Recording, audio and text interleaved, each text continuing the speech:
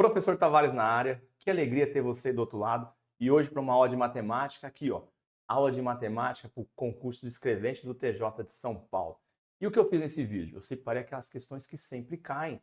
E eu vou, questão a questão, passando a teoria, explicando para você que está do outro lado, para você dominar uma questão que pode estar na sua prova. Lembrando que o objetivo desse canal é aposentar você da vida de concurseiro, de concurseira.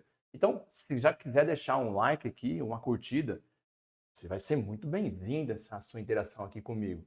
E se você quer realmente ser aprovado, tem dificuldade em matemática e raciocínio lógico, se inscreva aqui no canal. Foi criado para te ajudar. Então se inscreva, acione as notificações e vamos juntos conquistar a sua aprovação. Beleza? Mas se quiser assistir o vídeo até o final, também não tem problema nenhum. Eu vou ficar pequenininho e vou partir a missão desse vídeo. Preparar você para esse concurso. Vamos juntos? Então, beleza. Vamos fazer aqui a primeira questão. Uma questão que a banca Vunesp adora. Razão e proporção. Então, quiser anotar o tópico é esse. Em uma enquete, cada pessoa deveria escolher um dentre prato salgado ou prato doce. Um grupo de 168 pessoas, isso aqui é muito importante, que é o total que eu tenho nesse evento, participou da enquete e observou-se que a razão entre o número de votos para prato salgado e o número de votos para prato doce foi 5 sobre 7, 5 sétimos. Dentre aqueles que votaram no prato doce, o número de pessoas que deveriam trocar sua escolha para que essa razão se tornasse 3 para 1 é igual a... Que questão bonita, porque ele está dando duas razões. E eu trabalho esse tipo de questão no conceito de partes. Eu acho, e o meu objetivo aqui é convencer você a achar isso também. Partes é vida.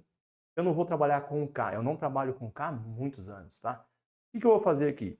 Eu sei que quando eu pegar nessa enquete quem escolheu o salgado e somar quem escolheu com doce, escolheu doce, isso vai dar uns 168. Então aqui eu tenho a soma das escolhas.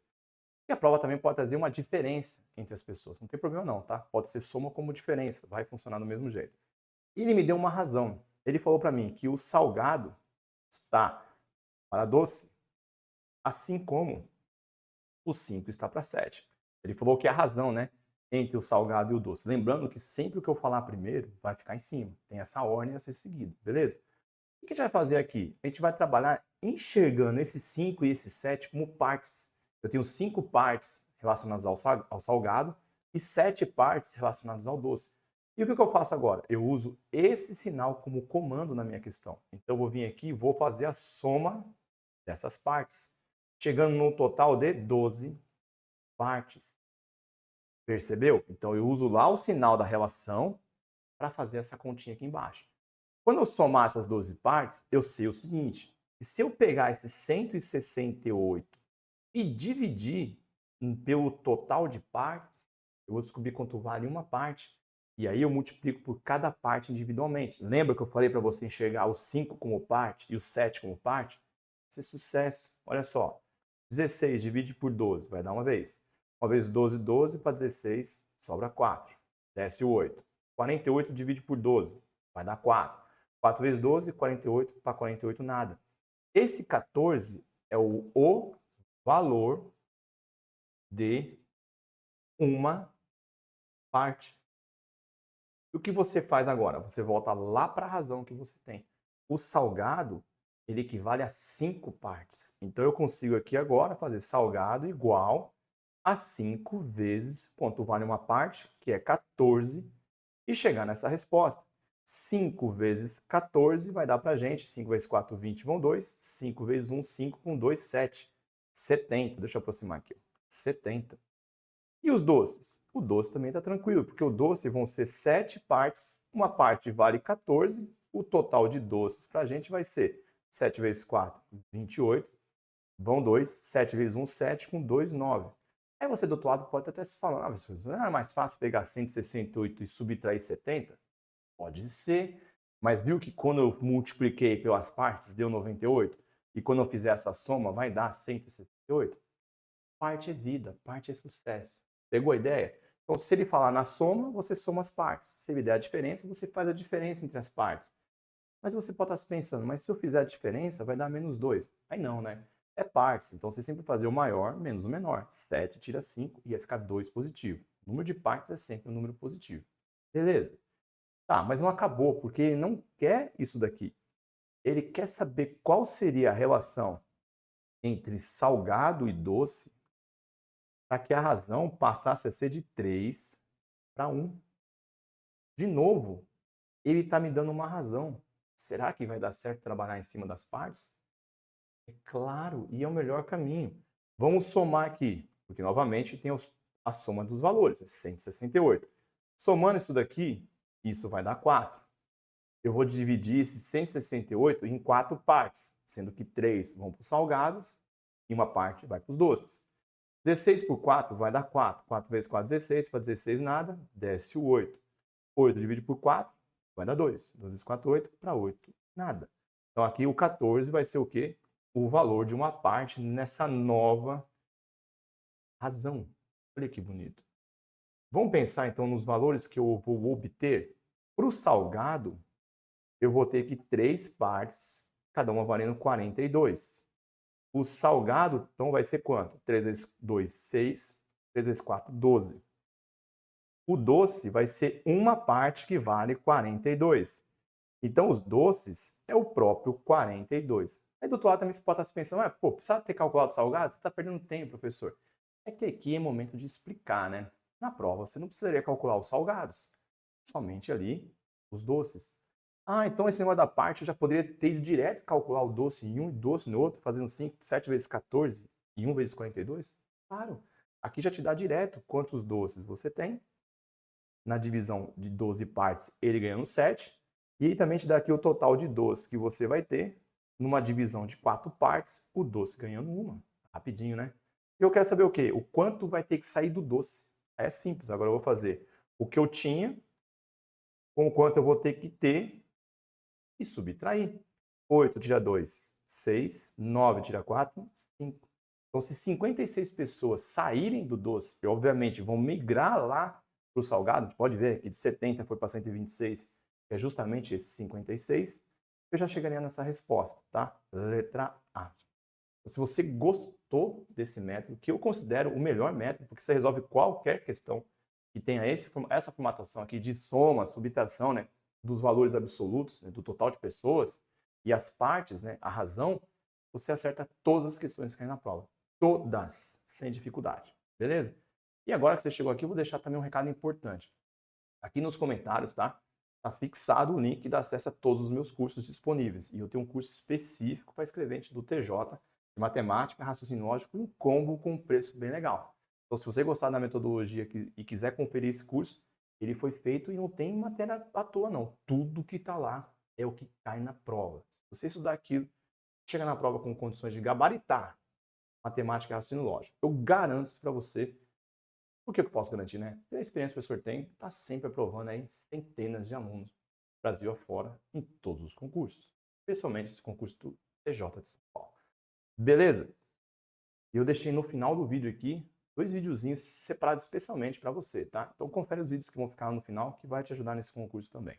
Vamos seguir. Beatriz, digitando a 80 toques por minuto e trabalhando 5 horas por dia, realiza um certo trabalho em 10 dias. Luísa, digitando a 70 toques por minuto e trabalhando 8 horas por dia, realizará o mesmo trabalho em aproximadamente... Aqui já tem uma pegadinha. Prova que coloca a palavra aproximadamente em matemática esconde uma pegadinha. E aqui já está claro que tipo de questão é, né? Regra de 3 composta. Porque a gente tem grandezas que são toque, horas por dia, dia, e o certo trabalho muita gente ignora. Mas com o método que eu vou usar, que é o método da causa e consequência, a gente não vai poder ignorar esse trabalho, não. E aí eu te convido a pensar nesse método de causa e consequência. Para fazer esse trabalho, ela vai precisar fazer o quê? Ela vai precisar digitar, trabalhando uma quantidade de horas por dia, durante certos dias. Então, se eu enxergar numa questão o que é a causa e o que é a consequência, eu mato a questão de regra de 3 muito fácil. Sabe de uma coisa? 95% das questões de regra de 3 compostas, a gente resolve por causa e consequência. Quer ver? Eu tenho máquina, trabalhando horas por dia, elas vão produzir o quê? Peças, tá? Asfalto, qualquer coisa, mas máquina produz alguma coisa. Impressora, trabalhando horas por dia durante o dia, vai fazer o quê?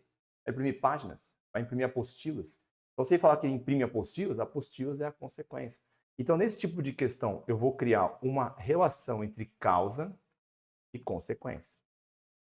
Quais são as causas aqui? As causas são os toques, são as horas por dia e são os dias.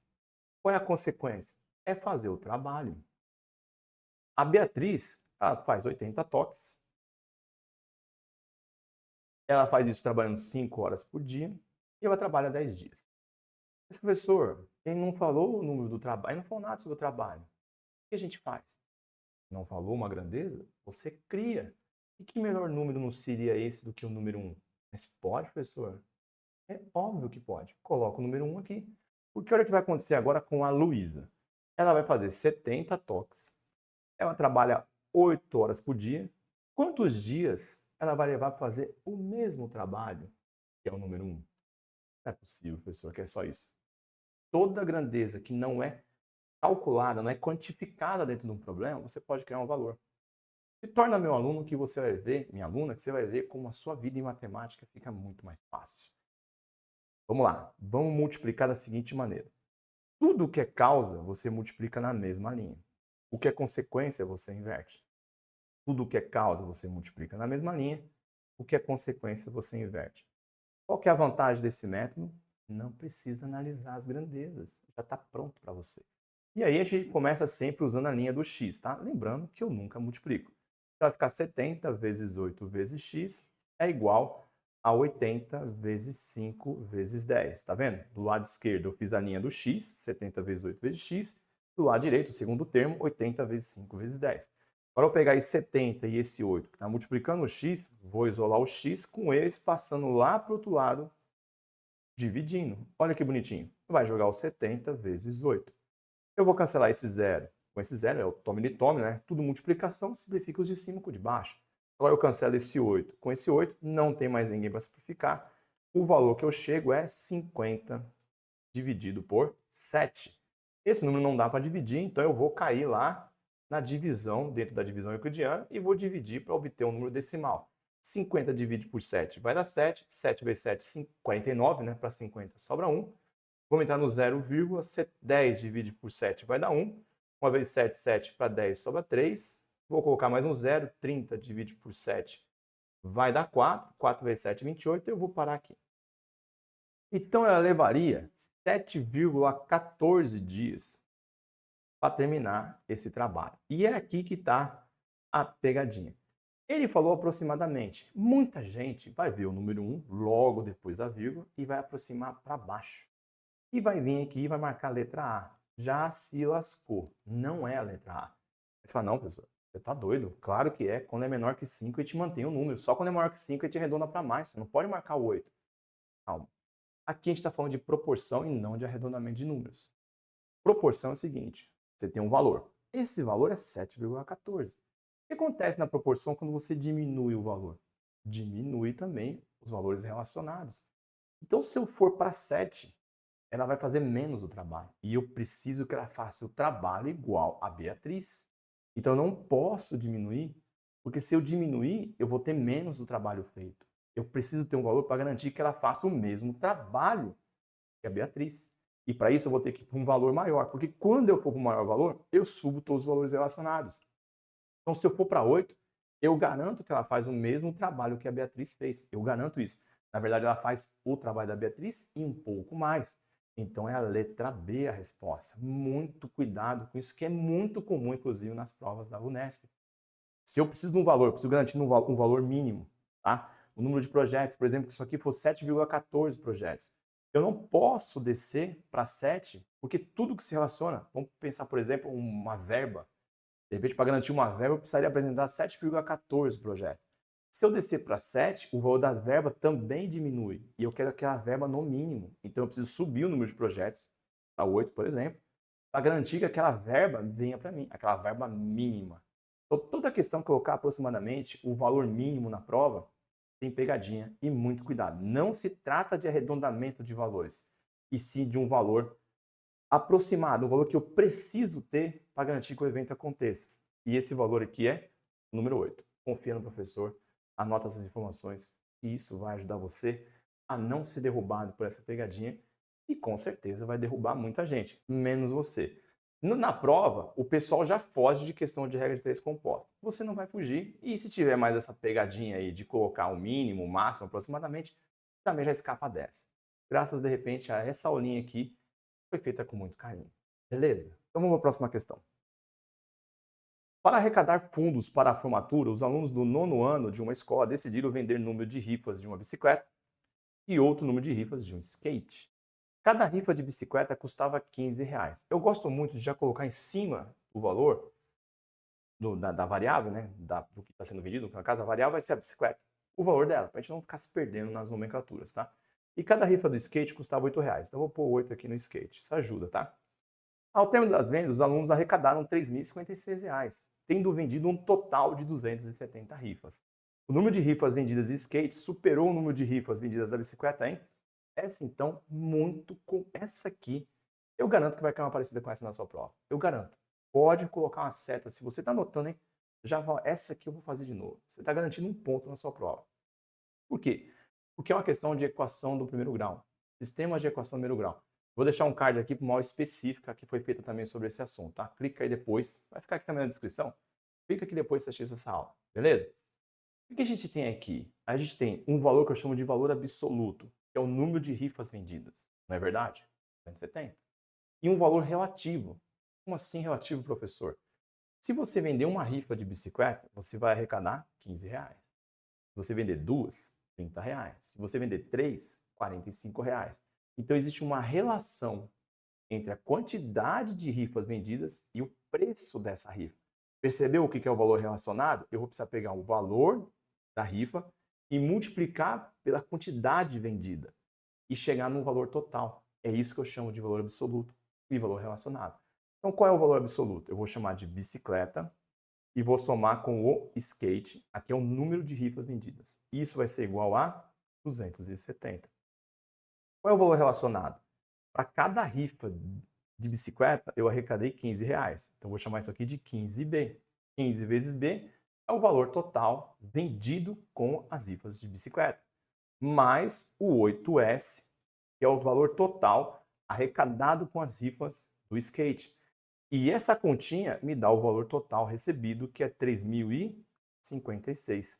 Você fechou um sistema de equações do segundo grau com duas equações e agora você está pronto para acertar essa questão. O que a gente precisa fazer? Eu vou usar que método? Olhando para essa daqui, como eu consigo ter um valor em cima com um sinal trocado, eu vou fazer pela adição, né, que elimina uma das variáveis.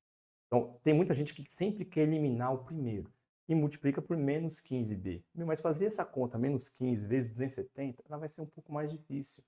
Então, vamos eliminar quem? Vamos eliminar o S. Para eliminar o S, o que você precisa ter lá em cima? Apenas o 8 com o sinal trocado. Então, multiplica todo mundo por menos 8. Vai dar certo, professor? Super certo. E agora? Eu vou pegar toda essa primeira equação, a matemática deixa, tá? Se você multiplicar todo mundo, dividir todo mundo, você não muda o resultado. Então, vai todo mundo ser multiplicado por menos 8. Então, vai ficar menos 8b menos 8s igual, menos, né, porque é mais com menos, 8 vezes 0, 0. 8 vezes 7, 56, vão 5. 8 vezes 2, 16, com 5, 21. Uma característica do perfil aqui, eu sempre faço as contas. Se você não quer vídeo que faz as contas, aí você vai ter que procurar outro canal. Acaso só vai surgir os números? Onde surgir esses números? Eu explico tudo, é o meu método, é o IRCD. Depois eu explico o que significa esse método. Embaixo o que eu vou ter? Eu vou ter o 15b mais 8s igual a 3.056. E agora, professor, soma a equação de cima na equação de baixo. 15b tira 8b vai dar 7b. Aqui são simétricos, né? Vai dar 0. Isso igual, vamos lá fazer essa continha aqui, ó, 3.056 menos 2.160. Aqui empresta fica 6, o 5 não dá, empresta, aqui vai ficar 2, vai ter que emprestar, fica 9, 15. 15 tira 6, 9. 9 tira 1, 8. E 2 tira 2 vai dar 0. Então 7B deu R$ 896. Dá para descobrir o valor do B? Claro que dá. É só pegar e passar o 7 para o outro lado dividindo. Vamos lá com o professor aqui, ó. B fica igual. 8 divide por 7 vai dar uma vez 7, 7 para 8 sobra 1. Coloco 9, 19, divide por 7 vai dar 2. 2 vezes 7, 14. Para 19 sobra 5. Coloco 6, 56. Divide por 7, 8. 128. Se você tiver calmo na prova, você consegue fazer quase todas as contas, desde que você saiba de tabuada, ou tem que saber tabuada, tranquilo, você não vai sofrer não. Então treina a tabuada e faz uns cálculos mentais que você vai ficar fera. Claro que nada impede você de vir fazer uma divisão por 7 aqui e chegar na mesma resposta, certo? 128 é o quê? É a quantidade de rifas vendidas de bicicleta. Eu consigo descobrir quanto eu vendi de skate? É claro, você sabe que a soma dá 270. Então o skate vai ser o quê? Vai ser o 270 menos o que eu vendi de bicicleta. Certo? Então o skate vai ficar para a gente, vou fazer aqui, 270 menos 128.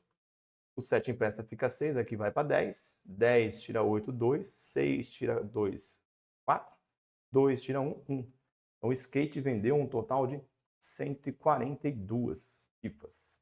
Mas o que ele quer saber? O número de rifas vendidas de skate superou. Ou seja, quanto que o skate é maior que a bicicleta? É muito simples de responder isso aqui. É só pegar o 142 e subtrair o que eu vendi de bicicleta, que é 128. Aqui vai emprestar, fica 3, aqui vira 12, 12 tira 8 fica 4, 3 tira 2 fica 1, 1 tira 1 fica 0. Skates venderam 14 unidades a mais que as bicicletas.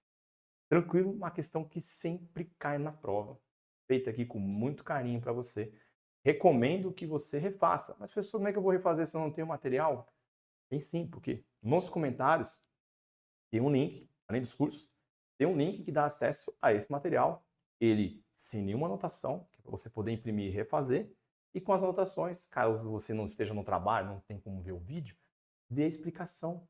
Isso é show de bola. Lembrando para você que, como eu disse, aqui o objetivo é aposentar você dessa vida de concurseiro. Então vem comigo, que eu vou deixar você bom. Vai dar bom, como dizem, né? Vamos para a questão número 4. Tem-se 24 pastas na cor azul e 42 pastas na cor vermelha. E o objetivo é distribuir essas pastas em gavetas, sendo que cada gaveta deverá receber um número X de pastas na cor vermelha. Olha a malandragem. Ele trocou aqui, ó. Então, esse é o X e um número Y de pastas na cor azul. A gente já está acostumado a ler e escrever, né, na ordem que a gente lê. Aqui ele inverteu, tá?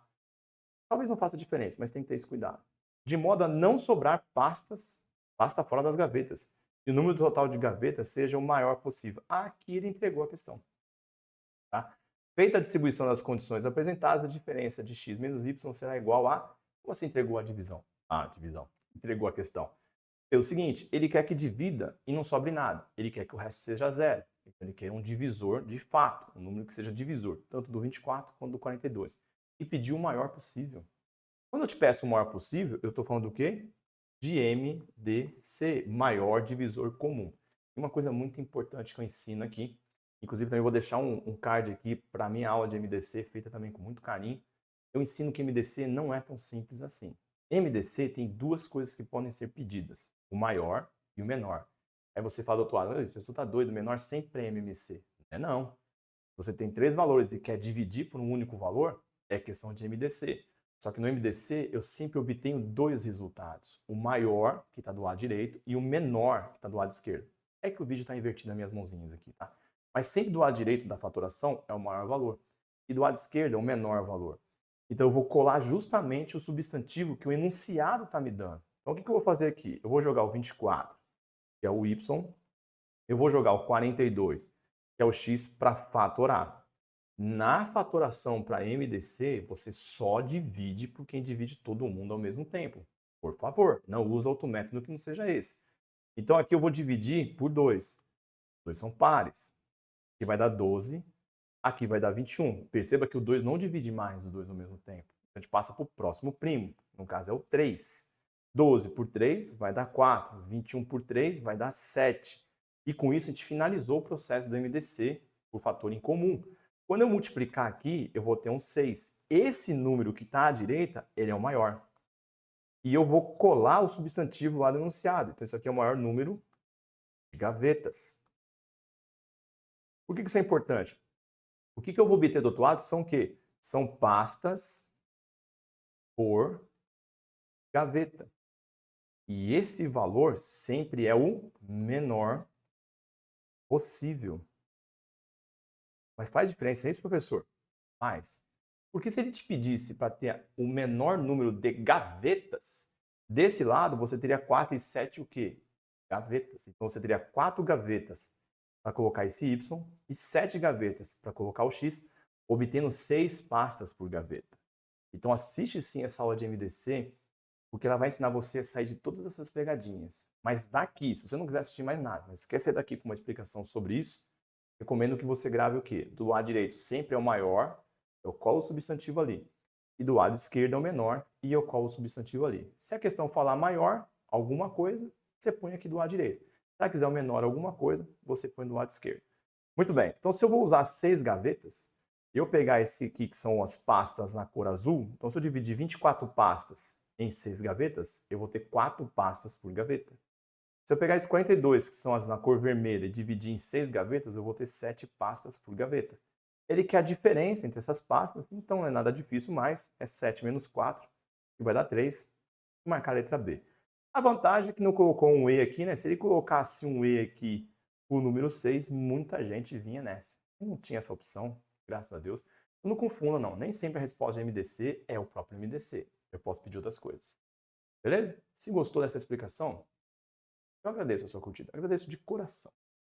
Vamos seguir. 5. A média aritmética simples das idades de 5 pessoas é igual a um certo valor. Questão de média sempre está na prova, né? Se você já fez uma prova do TJ, já fez prova da VUNESP, sabe que eu tenho razão. Se uma sexta pessoa com 54 anos de idade for acrescentada, a média aritmética simples das idades das 6 pessoas passará a ser uma unidade maior do que a média calculada anteriormente para 5 pessoas. Com base nessas informações, pode-se concluir que a soma das idades das 5 pessoas é igual a essa questão. Ela é muito bonita. Olha só, ele não fala nada praticamente. Ele fala que tem 5 pessoas e que a média é um valor. Eu sei lá qual é. Então o que a gente vai fazer? Como é que a gente calcula a média? A gente soma todos os valores. Então eu vou chamar aqui de soma das idades, nesse caso são idades. Então eu vou somar todas as idades. Se eu dividir isso por 5, eu vou ter o quê? A média dele. Vou chamar isso de x. Eu recomendo, se você tem alguma dificuldade com média, assiste aqui a resolução do professor e pega essa resolução para você. Você nunca mais vai errar a questão de média na sua vida, tá? Nunca mais. Como é que eu faço? Eu crio ali um SI, que é a soma de tudo, divido por 5, porque são 5 pessoas, e esse cálculo me dá a média. Então, o que vai acontecer agora? Vai entrar uma outra pessoa, certo? Então, essa pessoa ela vai somar com as idades que eu já tinha. Eu não sei quanto é a soma das idades. Eu vou continuar chamando de SI. Então, agora ela vai somar o quê? 54 anos. E agora eu vou ter que dividir isso pelo número de pessoas que eu tenho. Agora são 6 pessoas. Quando isso acontecer, aquela média de antes aumenta em 1 unidade. Ela fica 1 unidade maior. Como é que eu escrevo isso em matemática? É isso mesmo. X mais 1. Você está tão bem quanto eu em matemática. E agora? Agora eu vou pegar esses 5 que está dividindo e vou passar ele para o outro lado. Então eu vou ter que o SI é igual a 5x. Mas por que você fez isso, professor? Por quê? Porque eu tenho esse SI aqui agora, ó, que eu vou substituir por quem? Por 5x. Percebeu? Então, no lugar do SI que está ali embaixo, eu vou colocar quem? Eu vou colocar 5x mais 54. E o que eu faço com esses 6 aqui? Ué, o que ele está fazendo essa conta aí? Não está dividindo? Passa lá para o outro lado. O outro lado ele faz o inverso. Ele multiplica. Então vai ficar o quê? 6x mais 6. Lembrando que ele tem que multiplicar todo mundo. Então é na distributiva que isso acontece. Ah, professor, eu podia dividir o 54 por 6? Jamais. Para simplificar, você não pode ter conta de mais nem de conta de menos. Para simplificar, é só conta de vezes. Então, se tem mais e tem menos, simplificação é brincadeira, né? Se tiver conta de mais e conta de menos, você não pode simplificar. Beleza? Só pode simplificar se for conta de vezes. Beleza? E agora? Quem é meu aluno, minha aluna, não faz bobeira, né? Não dá bobeira, não faz... Eu ia falar a palavra aqui, mas não vai ficar legal no vídeo. Então eu vou passar esse 5x lá para o segundo termo. Ele vai negativo. Olha o que eu fiz, eu mandei o x lá para o outro lado, para o segundo termo. Eu vou pegar esse número e vou trazer aqui para o primeiro termo. Ele também vem negativo. O que eu tenho de um lado? Letra. O que eu tenho do outro? Número. Então o que eu tenho de letra? 6x menos 5x, que vai dar x. O que eu tenho de número? 54 menos 6, que vai dar 48. Eu descobri a idade, né? Eu descobri a média das idades. Então, a média das idades dessas 5 pessoas é igual a 48. Então, professor, como é que eu vou chegar na resposta? Simples. Quando eu falo de média, é como se cada pessoa tivesse aquele valor. Se eu tenho 5 pessoas, é como se cada pessoa tivesse 48 anos. Então, o que a gente vai fazer agora? Vamos calcular esse SI, essa soma das idades. A soma das idades, a gente tinha dito que era 5 vezes, eram 5 pessoas, cada uma delas tendo, então, 48 anos. A soma das idades, nesse caso, vai ficar 5 vezes 8, 40. Vão 4, 5 vezes 4, 20. Com 4, 24, 240. E vai anular, professor. Não tem a resposta. Calma. Soma dessas 5 idades. Ele quer dar 6 pessoas, então falta a gente somar esse carinha que entrou depois, com seus 54 anos. Agora a gente chega na resposta. 0 com 4 vai dar 4, 4 com 5 vai dar 9, e o 2 está aqui, 294, e você marca lindamente 294, alternativa B. Beleza? Então é isso. Se você pegar esse método do professor, tem questão de média aritmética aqui no canal também, e você já consegue fazer esse tipo de questão de forma tranquila, porque geralmente na prova a VUNESP vem desse jeitinho aqui. Essa foi um pouquinho mais difícil, mas você viu que é só trabalhar com essas variáveis aqui, com essas informações, que é sucesso. Vamos para a questão de número 6. Olha que questão bonitinha. Determinado número de pessoas foram contratadas para realizar um serviço. Desse total, 1/3 desistiu na primeira semana do trabalho e 1/5 desistiu na segunda semana. E as demais pessoas permaneceram até o final do serviço. Sabendo que ao todo 8 pessoas desistiram desse serviço, o número de pessoas contratadas que ficaram até o final do serviço foi... Beleza, ele me fala aí, ele não me dá o número de pessoas. Ele fala que é um número determinado. Como eu não sei quem é, eu vou ser obrigado a chamar isso de X. Ah, professor, será que eu posso criar um valor? Não, porque ele está dando aqui, ó, o número, 8 pessoas. Não pode criar valor, sendo que eu te dou a grandeza. Eu falo que o problema tem pessoas, e eu falo que sobraram 8 pessoas, eu estou te informando uma grandeza, o valor dessa grandeza, beleza? Muito bem. O que ele fala aqui, ó? Desse total, 1/3 desistiu na primeira semana. 1/3 de quem? 1/3 desse total que a gente chamou de X. A gente pode escrever desse jeito ou como X sobre 3. Aí é a sua escolha. Mas a gente sabe que quando não tem ninguém, né, embaixo de um número, ele é 1. Então aqui é 1/3 de X sobre 1. E fica 1 vezes X, X, 3 vezes 1, 3. Tá? Então as duas formas aqui são possíveis nesse tipo de problema. E ele fala também que 1/5 desse total desistiu na segunda semana. Então vamos colocar aqui X sobre 5. Então isso aqui é 1/3 é o que desistiu na primeira, 1/5 é o que desistiu na segunda, e ele fala que ao todo deve ser essas 2 semanas, né?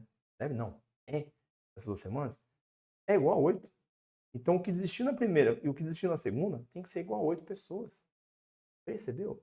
Ah, é uma soma de frações, professor? Exatamente. E como é que a gente soma frações? A gente tira o mínimo. E o mínimo eu sempre tiro dos dois lados. Precisa fazer o MMC aqui? Pode fazer, mas se você der uma olhada, você percebe que o 3 e o 5 são primos entre si.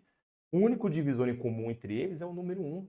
E sempre que isso acontecer, o próprio produto deles é o MMC. Então você multiplica, acha o 15 e coloca dos dois lados. 15 divide por 3, 5, que multiplica x, 5x. 15, você não acompanha, tá? Sempre o mesmo sinal que está lá é o que você põe aqui. 15 divide por 5, 3, que multiplica x, 3x. Lembrando que se não tem ninguém é quem? É o número 1. 15 divide por 1, 15, que multiplica 8. Não faz a continha não, filho. Só escreve isso aqui. Faz isso, faz 8 vezes 15. Você vai ver que vai dar bom. Cancela o denominador, porque a gente fez os dois lados. Quanto é 5x mais 3x? É 8x, professor. 8x é igual a quanto? 8 vezes 15, professor. O 8 está fazendo o que aqui? Está multiplicando. O outro lado faz o quê? Está dividindo. Olha o que você vai encontrar de bonito. 8 dividido por 8. Tá vendo como vale a pena simplificar? E chega na resposta. X é igual a 15. O que é esse 15 mesmo, professor? É o total de pessoas que foram contratadas. Então a resposta é a letra B? Só se você for apressado, porque ele não pediu o número de pessoas contratadas, ele pediu o número de pessoas contratadas que ficaram até o final do serviço. Cuidado com isso. Eu não grifo aqui de propósito, mas você tem que grifar na hora da sua prova e escrever. Eu quero quem ficou. Põe uma seta aqui, ó, para você não fazer a besteira de marcar essa letra B e perder uma questão que você fez tudo certo. O que a gente tem que fazer agora? Bom, se eu contratei 15 e saíram 8, a minha resposta já está pronta. Ficaram até o final 7 pessoas, letra E, e esperando aquela pessoa que assistiu meus vídeos, preparou perfeitamente para essa prova, escapando inclusive dessas pegadinhas que a Vunesp adora. Beleza? E com isso, eu só vou dizer o que para você? Ficou comigo até o final. Muito obrigado. A sua presença aqui me deixa muito feliz de ter você aí assistindo a minha aula, aprendendo um pouco do que eu sei. Espero que faça diferença. Espero realmente que uma dessas questões aqui caia na prova. Vai ter mais conteúdo, tá? Vai ter de raciocínio lógico. Eu vou fazer outros aulões aí também de matemática. Pelo menos mais um aulão de matemática eu vou colocar com questões diferentes do que foram apresentados aqui. Então, para isso, você precisa fazer o quê? Se inscrever, acionar a notificação e me ajudar realmente a aposentar você dessa vida de concurseiro, de concurseira. Passar no concurso logo, beleza? E aqui está o meu Instagram. Todo dia eu publico alguma coisinha de matemática e raciocínio lógico lá. Então tá mais do que convidado a fazer parte da minha comunidade, para a gente junto aprender de vez matemática e raciocínio lógico. Beleza? Muito obrigado pela presença, pela participação. Se gostou, deixe nos comentários, curta e até o próximo vídeo. Tchau!